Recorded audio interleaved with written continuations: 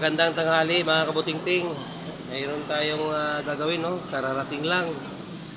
Tanghali na mga kabutingting, oh. Kung makita nyo, napakaliwanag ng sikat ng araw.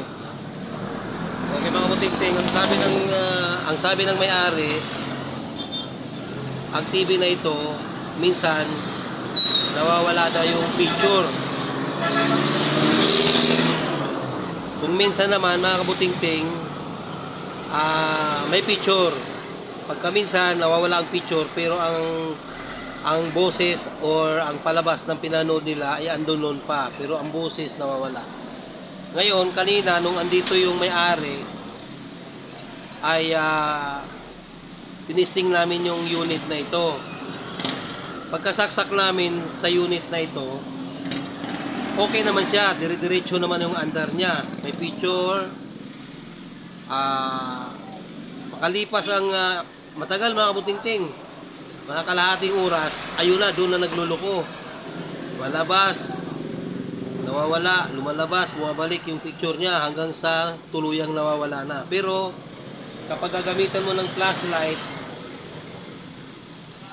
pag gagamitan mo siya ng flashlight mga kabutingting, pag nawawala yung picture, may image yung LCD, may image, madilim lang. So ang sabi ko sa may-ari, may problema yung backlight niyan. Kaya ganun, maaaring capacitor or talagang backlight na ang kailangang palitan. Kaya gagawin na natin mga kabutingting. Pero bago natin gawin, ay ipa-plug in muna natin at nang makita nyo na may sumpong nga ang TV na ito. At kung kayo ay siswertihin, baka masilayan nyo ang pagmumukha ng picture ng TV na ito at makikita nyo ang kanyang katangian. Okay mga kabutingting, plug in natin. Kung makikita nyo mga kabutingting, may power siya, oh. Okay? Isi-switch on natin yung kanyang power at malaman natin kung baka sakaling masilayan nyo ang kanyang alindog. Dahil ito ay mahiyain. Kung makikita nyo mga kabutingting, oh, sa ganyang status, ayun. Nakita nyo mga kabutingting? Nakita nyo yung logo? Lumilitaw pero nawawala rin. Okay, nakita nyo? Yan ang issue na sinasabi ng may-ari na kung minsan talagang yung picture na yan ay nawawala. Sa kasagsagan ng panood nila ay doon pa nagawang mawawala yung palabas. Dahil ang sabi ko sa inyo mga kabutingting, kanina nung inobserbahan namin, may picture yan, tapos biglang nawala hanggang sa talagang hindi na lumalabas yung picture na yan. Kaya ang sabi ko, may problema, may issue ang backlight. Okay mga kabutingting? I-open natin ang TV na to at nang atin itong malaman kung ano ang nagiging dahilan at bakit siya nagkakaganon na kung minsan ay meron, na kung minsan ay wala. Ang kanyang modelo mga kabutingting ay ganyan, oh. Hisense LED TV 32K 312. At kung makikita nyo, sa kanyang gilid ay ordinary TV lang naman ata siguro. Ito mga kabuting. Okay mga kabuting. Smart TV na ito. Kung makikita nyo mga kabuting, smart TV na siya kasi mayroon siyang land input. Okay, bubuksan muna natin. Mga kabutingting, sa aking pag-obserba sa unit na ito, inverter ng backlight niya ang may problema.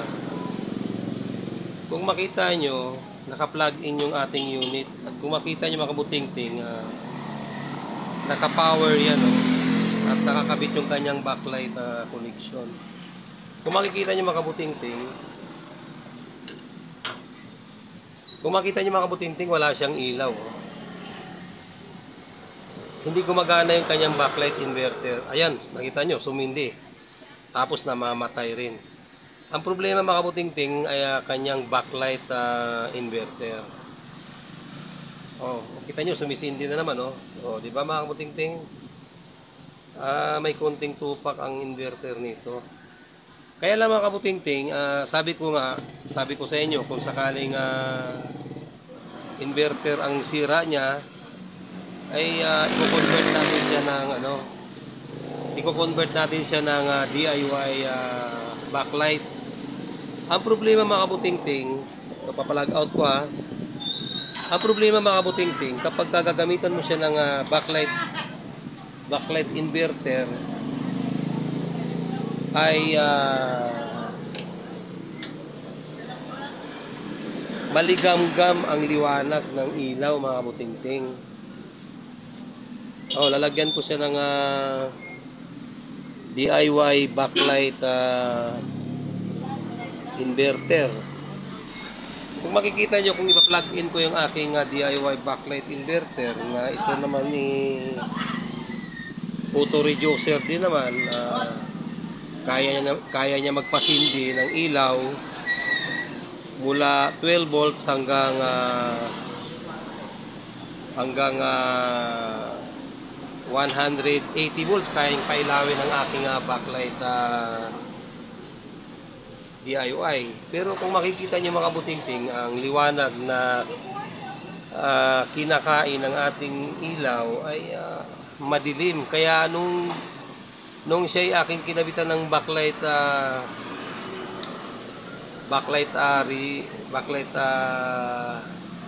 DIY, madilim ang picture mga kabutingting. Hindi masisihan ng may-ari pagka ganun. Hindi nga namamatay ang picture kung madilim naman. Daig pa niya ang nasa loob ng warehouse kapag ganun, madilim ang ilaw. Okay mga kabutingting? Ang gagawin natin dito, kung sa ibang portion ng ating gawa, i-convert na lang natin ito mga kabutingting ng 12 volts backlight connection. Okay mga kabutingting? Kasi ang ganitong klaseng issue ng TV, kung may problema na yung kanyang backlight inverter at nagluluko-luko at hindi naman mahirap na rin namang i-repair ang mga ganyan dahil kalimitan dyan nagbabackjab, umaasa sana tayo na sa pamamagitan ng DIY medyo tatagal ang unit dahil ang DIY naman maganda rin naman ang gamitin. Ang problema, yung buga ng ilaw hindi maganda, kaya naisipan ko gagamitin ko na lang yung 12 volts backlight connection dito sa unit na to para magliwanag at masuplayan niya ng tama ang mga ilaw na yan na maligamgam ang pagmumuka. Okay mga butingting, tayo muna ay mag-aasimbol ng ilaw na pupwede natin gamitin sa unit na ito. Okay? Mga kabutingting, gaya ng sabi ko sa inyo, i-convert ko na lang siya ng backlight parallel connection. Kung makikita nyo mga kabutingting, yung kanyang dating ilaw, wala naman siyang sira. Kung isipin natin, di ba? At series connection ang wiring ng connection ng ilaw. Makita nyo yung kanyang wire, nakaseries siya. Ito yung gawin dito, negative, tapos nakaseries siya papunta dito. Tapos yung gawin dito sa kabila, yung pinaka-positive. Na kung isipin nyo naman, dapat pagka ginamitan silang DIY, dapat maliwanag siya. Kaya lang hindi kasi siya maliwanag mga kabutingting, hindi ako satisfied. Siyempre pag hindi ako satisfied mga kabutingting, hindi rin satisfied ang may-ari. Madilim siya . Kaya para hindi na tayo tatagal at medyo maganda rin naman ang ganung klaseng gawa, backlight 12 volts parallel connection, ay ganun na lang ang gagawin natin para iwas backjab at iwas abala. Kasi mga kabutingting, kapag tayo inabackjaban ng trabaho, medyo abala yung sa atin. Lalo na't kung mayroon tayong ginagawa, tapos biglang babalik yung unit, tapos sasabihin sa inyo, kuya, wala na namang tao yung TV. kapag ka tayo gumagawa at biglang dumating ang ganong klaseng problema, medyo sa halip na matutuwa tayo, medyo maaasar tayo nun kasi tinarabaho na natin, tatrabahoin natin uli. At siyempre, pag tinarabaho natin, hindi mo naman na pwede uling singilin yun. Depende na lang sa iba kung magbibigay man sila kung sakaling ginawa muli. Pero kalimitan kasi sa mga customer, ang laging hinahangad nila ay yung quality at warranty ng gawa natin. Na kung hindi pa naman katagalan ang paggamit nila ng unit ay pag nagluluko, kailangan na ibalik nila yon. Siyempre hindi rin naman natin pwedeng singilin kapag ganun. Ang sa atin lang, maaabala tayo. Kaya para hindi tayo maaabala at marami na rin naman akong nagagawa ng ganitong issue na ang TV ay kinonvert ko ng 12 volts backlight connection, ay ganito na ang ating gagawin. Kung makikita nyo mga kabutingting, yung ilaw na aking ikakabit ay 6 volts bilog na ilaw. Kasi yung dati naman yung ilaw ay bilog rin naman. Kaya nga lang, 3 volts lang ito. Ngayon, ang ikakabit natin mga kabutingting ay 6 volts. Para yung buga ng liwanag niya ay mas maganda pa kaysa original na buga ng 3 volts. Okay mga kabutiting, iasinta ko muna at kung makikita nyo, mayroon na akong nilalagay na guide. Yung guide ng ilaw kung saan siya nakatapat. Ayan siya mga kabutingting, oh. Nilalagyan ko ng guide yan. Kasi para pagka inilapag natin ang mga factory cut na mga ilaw na ito dyan, ay pagsalpak mo dun sa kanyang pasok na pasok ang butas-butas na pagmumukha ng kanyang lagayan. Okay mga kabutingting, iasinta ko muna. Mga kabutingting, ito na oh. Naisinta ko na yung ilaw. Kung makikita nyo mga kabutingting, yung paglagay ko ng mga factory cut ay maganda naman dahil pasok naman sa kanyang butas-butas na pagmumuka. Okay mga kabutingting, 12 volts po yung kinabit natin na supply niya. Makita nyo yung wire na yan, hindi ko muna siya kinabit sa kanyang mainboard. At kinabitan ko muna siya ng 12 volts na supply ng aking ilaw dito sa gawaan. Okay mga kabutingting, hindi ko na kailangan ipakita yung nasa ilalim nito kung paano po wiring, dahil kumbaga sa babae pag hinubaran nyo ay baka hindi nyo magustuhan ang pagmumukha. Kahit naman sa lalaki pag hinubaran nyo, pag walang saplot, hindi nyo magugustuhan ang pagmumukha, diba mga kabutingting? Pareho lang yun, kay babae kay lalaki. Pag nagsuot ng damit, pag lalaki, gwapo. Pag babae, maganda. Pero pag hinubaran nyo yan, ay hindi ko po alam kung ano ang masasabi. Basta ang masasabi ko lang sa inyo, ang wiring ng ilaw na ito ay 12 volts backlight parallel connection. Okay mga butingting, isalpa ko muna at ipakita ko sa inyo mamaya yung pinanggalingan ng supply ng ilaw na yan at nang malaman nyo na talagang 12 volts lang siya. Sasalpa ko muna mga kabuting. Ito na, nasalpa ko na. Ito na yung connection na inaabangan nyo kung saan ko ikakabit yung backlight connection 12 volts ng kanyang backlight mga kabutingting. Kung makikita nyo mga kabutingting, yung original na saksakan ng backlight niya ay available na. Wala siyang nakakabit. Open na siya mga kabutingting. At kung makikita nyo, nakahinang dito yung ground ng ating backlight na 12 volts. At yung kanyang positive ay kumukonek dito sa kanyang LVDS.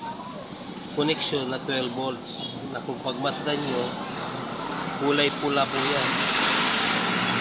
Yan po ang supply patungo dito sa kanyang top board. Kung makita nyo kung ang pula na yan may fuse dyan dahil yan ay kanyang 12 volts. So mga kabutingting, para mapakita ko sa inyo na ang TV ay maganda naman ang kinalalabasan, isi-switch on na natin yung kanyang ilaw o yung kanyang power switch para makita nyo kung paano magsindi yung ating ginawang backlight. Yun. Kung makikita nyo mga kabutingting, ay ayan na yung kanyang ayan na yung kanyang logo. Wait lang mga kabutingting, papahinaan ko lang baka makaperex tayo. Ayan na mga kabutingting, oh. Pinahinaan ko muna baka tayo makaperex. Mahirap na. Ang hirap gumawa ng video tapos makaperex. Okay mga kabutingting, nakita nyo okay na yung TV. Tatakpan ko muna mga kabutingting para sa ating final test. At mahirap din yung nakabaliktad ang ulo ng pagmumukha ng palabas ng TV. Isalpa ko muna. Final test na tayo mga kabutingting. Kung makita nyo may power na. Switch on, power. Okay mga kabutingting. Kung makita nyo, lumabas na yung kanyang mahiwagang logo at ang kanyang loading na yung kanyang smart. Kung makikita nyo mga kabutingting, maganda naman ang kinalabasan ng ating ginawa na 12 volts backlight parallel connection. Gaya ng nasabi ko sa inyo, medyo matrabaho lang ang paggawa ng ganitong klaseng gawa dahil siya ay winawiring mo siya sa pamamagitan ng pag-convert ng 12 volts connection ng kanyang ilaw. Pero kung makikita nyo naman mga kabutingting, perfect naman ang dating ng kanyang ilaw. Mas maganda pa ang ilaw kaysa kanyang original. Okay mga kabutingting. Marami na rin naman ako nagawa ng mga ganitong klaseng ganda naman ang backlight parallel connection. 12 volts backlight parallel connection. Unang-una mga kabutingting, walang back job. Walang mapupundi. Maaring may mapupundi, hindi mo masasabi kasi hindi mo naman hawak ang buhay ng ilaw. Pero sa isang circuit ng 12 volts connection, kung nakaparallel siya, mapundihan man siya ng isa, yung ibang mga nakaparallel ay buhay pa, tuloy-tuloy pa rin ang ligaya ng panonood ng may-ari ng TV na ito dahil parallel ko